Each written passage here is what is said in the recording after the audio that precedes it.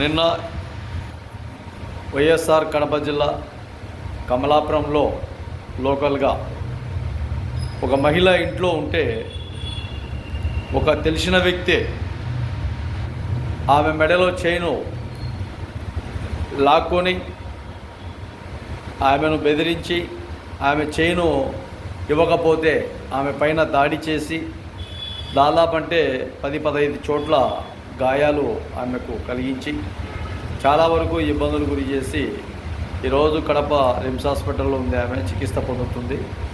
రకరకాలుగా కత్తిపోట్లు, ఆమెకు ముఖం అంతా కత్తిపోట్లే. చాలా వరకు ఇట్లాంటి దొంగతనాలు దోపిడీలు చేస్తూ ఆమె మెడలో చైన్ లాక్కొని, మొత్తానికైతే చైన్ లాక్కొని వెళ్ళిపోయాడు అతను.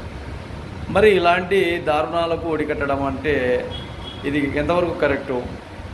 సమాజంలో రాజకీయం ఎంతవరకు మోసం చేస్తుంది, ఎంతవరకు దగా చేస్తుంది, ఎన్ని మోసాలు చేస్తుంది, ఎన్ని విధాలుగా అబద్ధాలు ఆడుతుంది. వాళ్ళపైన తిరుగుబాటు చేయండి, వాళ్ళని అడగండి, వాళ్ళతో మాట్లాడండి. దొంగతనాలు చేసి జీవించే విధానాలు సిగ్గుచెట్టుగా ఉండదు, అవమానంగా ఉండదు, లజ్జగా ఉండదు. మనం తిరుగుతున్నాంలే సమాజంలో, మనల్ని దొంగగా ఎవరు అనుకుంటారులే, బాగా మంచి డ్రెస్ వేసుకుంటాం, దొంగతనాలు చేస్తాం, పిక్ ప్యాకెట్లు కొట్టేస్తాం,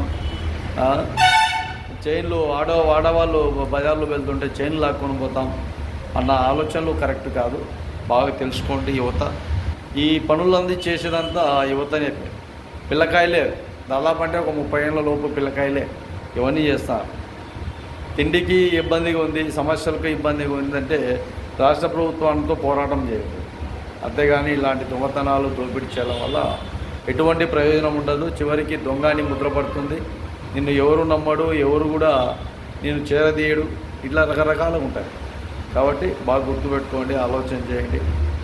మనకు ఏదైనా కావాలనుకుంటే అది పోరాటంతోనే ముందుకు తీసుకొని వచ్చే విధంగా పోరాటం చేయాలి, దొంగతనాలు కాదు చేయాల్సి.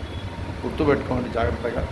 ఇలాంటి దారుణాలకు ఒడికట్టడం కరెక్ట్ కాదని కూడా ఈ దొంగలకు అందరికీ కూడా తెలియజేస్తాను.